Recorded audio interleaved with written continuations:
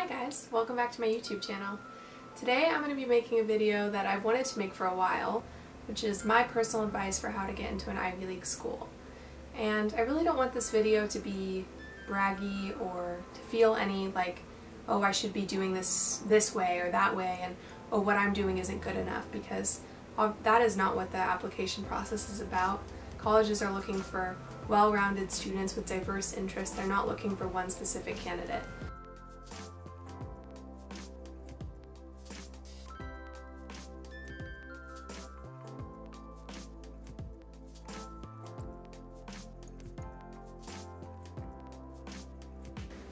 So my first piece of advice that I really think helped me get into Princeton, especially a school that really focuses on community service, is my focus on service and community action. I really tackled this by only doing things that I was really passionate about, so that at the end of a long school day and at the end of a long week, I was excited to go do my community service. For me, I chose doing ballroom dance instruction. I worked at a hospital on a mental health teen advisory council, and I tutored at the Santa Rosa Junior College near where I live for physics, a subject that I'm passionate about. And I did various other community service things that I was really excited to do every day and not something that I dreaded. The application committee can really see, oh, this student is actually passionate about this. They're not just doing it so that it'll look good on their application. My next piece of advice is to take hard classes. I think that, as we all know, Ivy Leagues especially are looking for students that want to challenge themselves. And in taking the hardest classes that your school has to offer, I think that is one of the best ways to demonstrate that. And of course then excelling in those classes is just taking it a step further. For me personally, I transferred high schools 3 times, going from a Waldorf school to a technology and science-based school to a regular public high school. But at each school, I really tried to take the hardest classes offered. And at my first school, they didn't have AP classes, so I just took the hardest classes that were offered to me. When I went to Tech High, I jumped into the hardest math class I could get myself into. And then when I transferred to my third school, I was able to jump into all the APs that I'd been searching for. I believe that when the application committee was looking at my application and they saw that at each different school I was at, I was taking the hardest classes offered, that just checked the box to them saying, this girl is looking for challenging classes, and that's what they want to see. My next piece of advice kind of goes along with the community service / community action piece, which is that when you're in high school, it should be a time of discovery, but also a time where you find something and you stick to it. I demonstrated this by taking ballroom dance and teaching ballroom dance all 4 years of high school. And I also demonstrated this by having different interests, by playing a different sport every year.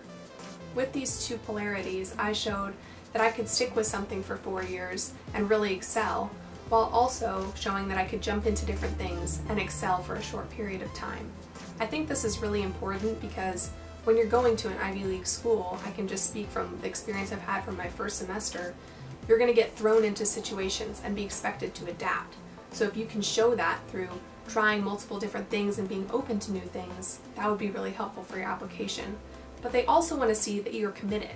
So if you can show that with one aspect of your application, that's also really useful. Now I know that the SAT, ACT, SAT subject tests, all those things are kind of up in the air this year with COVID and everything. But I thought I'd just share some of my advice because I had a really difficult time with standardized testing. I really let it dishearten me, and I really struggled with it. But what I took away from that after getting my goal score was just a lot of do's and don'ts for how to approach these tests. So for the first thing you can do if you are taking them is you have the SAT and the ACT, right? And I recommend researching what are the strengths and weaknesses of both tests. For me, I chose the ACT because I'm a quick thinker and I would rather have easier problems that I have to do faster. The SAT, on the other hand, has harder problems but you have more time. I knew that I was going to do better on the ACT. And also, if you're not quite sure, SAT, ACT, you could take each, see which one you do better on, chuck the other one, and then just start working. Along with that, I think one of the things that really boosted my score was taking practice tests. I took a practice test every Saturday, and my mom would time me, and I had a stopwatch, and I really just got in test mode. I put my phone on airplane mode, I had no distractions, and then after the test, if I was feeling really disheartened, I would wait a few hours, and then I'd review all the problems I got wrong. And this process sucks, but it has immediate results. And more than anything, it really helps to conquer test anxiety, which I know I have. Being able to anticipate how you're gonna feel throughout the test is a key part of the test. So if there's any way to prepare yourself for that, prepare yourself for someone saying, time's up, you know, you have to just, whatever just happened, it's done, we're on to the next section. That prep really helped me for addressing the ACT. So now let's talk about the application process. I know that many seniors are applying to college right now, and I can't even imagine how difficult that process is in the year 2020. But I'll just talk about some of my top advice for the application process. My first piece of advice goes along with early application or early decision. When early application time came around, I did some research into schools that had higher early acceptance rates, early decision rates, versus those that had a very similar acceptance rate for early decision and regular decision. And what I found was really interesting. My top choices before the application process were Stanford and Princeton. And when I did research, I found that Stanford had a very similar acceptance rate for early decision and regular decision. And that made me think, would it actually make a difference for me to apply early decision versus regular decision? And then at a school like Princeton, their early decision rate is almost twice that of their regular decision rate, if not more. However, their early decision system is binding, meaning that if you get in, you have to go. The process can be confusing, and I totally understand that it's a lot to take on, especially when you might not even know where you want to go yet, and the application process can sometimes help us figure that out.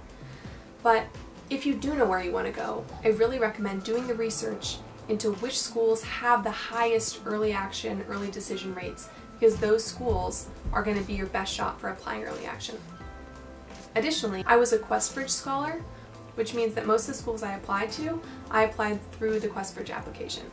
For those unfamiliar with Questbrige, it's a program for lower income, high achieving students. And once you're accepted as a Questbrige scholar in your senior or junior year, you can apply through them to their 42, I believe, college partners, including all the Ivies, Stanford, MIT, all those great schools. I recommend looking it up if you fit those qualifications, and I'm so grateful to Questbrige. Thank you, Questbrige. But the match process was applying to various schools early action, and that really helped me figure out which schools I actually wanted to go to.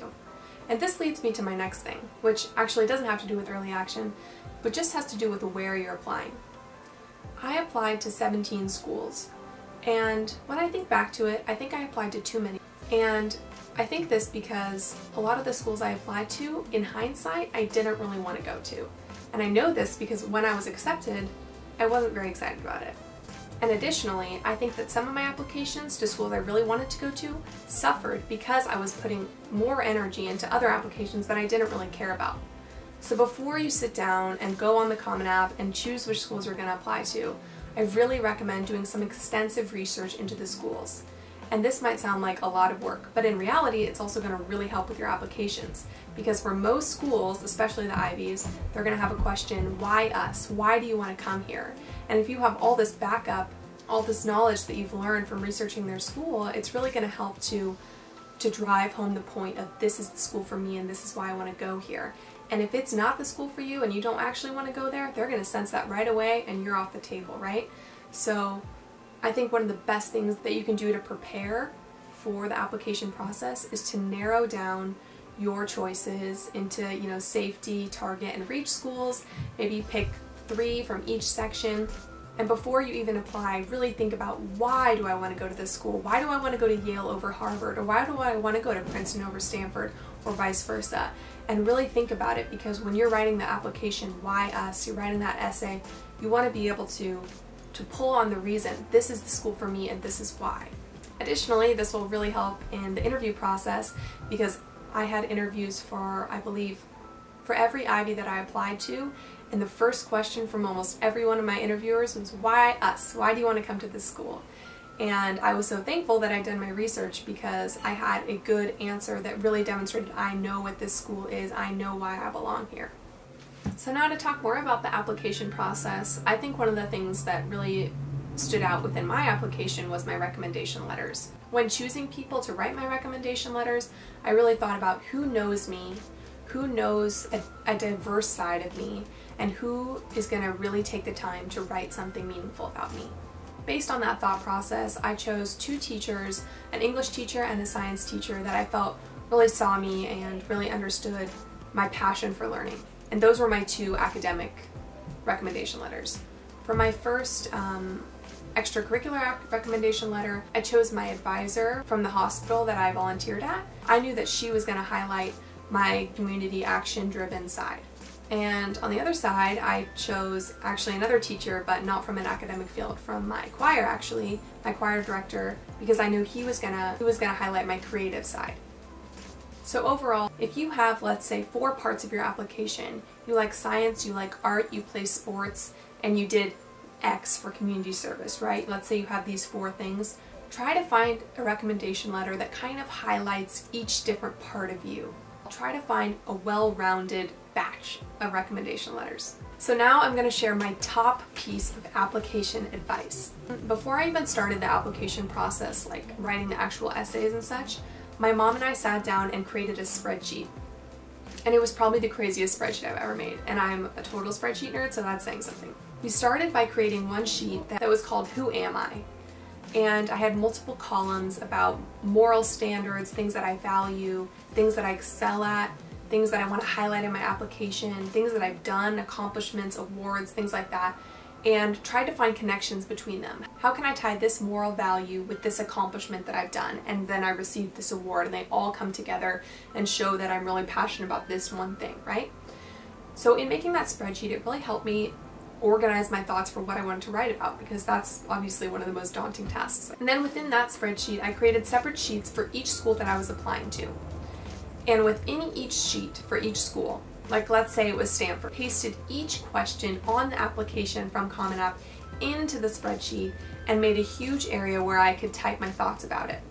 Because I did this, whenever I had a thought about, oh, I could write my, why us question for Stanford about this one thing, I would just put it in the spreadsheet, because I had the spreadsheet on my phone, I had a spreadsheet on my computer, it was coming with me to school every day. Whenever I had that thought, I could just type it down and work on it later, right? So no thoughts were going to waste. Then when it came time to actually sit down and write my essay, I had so much information that I could use. But overall, it really helped me see the connections between various applications. Like if 2 schools are asking me what's a hardship you've overcome and how did you face that challenge, how did you overcome it, I could borrow ideas so that I wasn't having to rewrite everything for every school. It also really helped me just, use that Who Am I page to fill in the blanks for every school, to make sure every school is getting a look at who I really am and not just one part of me. And finally, to conclude that thought, I think one of the biggest things that schools are looking for is a theme within you. So if you can find one theme that brings together all your interests, that will be a huge leg up, because as much as they're trying to see that students are diverse, they're also trying to build a diverse class of students, meaning that if they have one student that wants to be an astronaut and one student that wants to be president, they know that they're getting a really diverse group of people. That's not to say that you only want one part of yourself highlighted in your application. It's advising to find a broader theme that encapsulates every part of you. And to continue what I started talking about earlier about the why us question and like narrowing your options into a smaller list of schools rather than having a huge list, I think that the why us question is really the nail in the coffin that either gets you in or doesn't. And when I think back to my application, I think that not nailing the why us question for every school was one of the reasons I didn't get into more schools on my list. So how do you write a why us question? How does that work? Well, what I noticed for my essays that really did work was that I really showed them how I am going to benefit the university and benefit the university climate and the university social environment and academic environment and what I'm going to bring to the table. So the more research you do on the school, the better you're going to be able to answer that question. And remember, they're not asking why us, they're asking why you. What are you going to do for us? So that concludes my application advice. If you have any questions or would like someone to read your essay, feel free to message me on Instagram, and I'd be happy to help. I understand that this year is crazy. I also know that getting as many people to read your essays as possible is like the best thing you can do, because everyone's going to have a different perspective on what you write. Someone might be like, oh, that's offensive, don't say that specific word here, or things like that, right? Everyone's going to have a different view on it, so the more people you get to read it, the more likely you're going to get someone who has the same view that your application reader is going to have. Anyway, I really hope this was helpful in some way, and I wish you the best of luck on your application, and thank you so much for watching my video.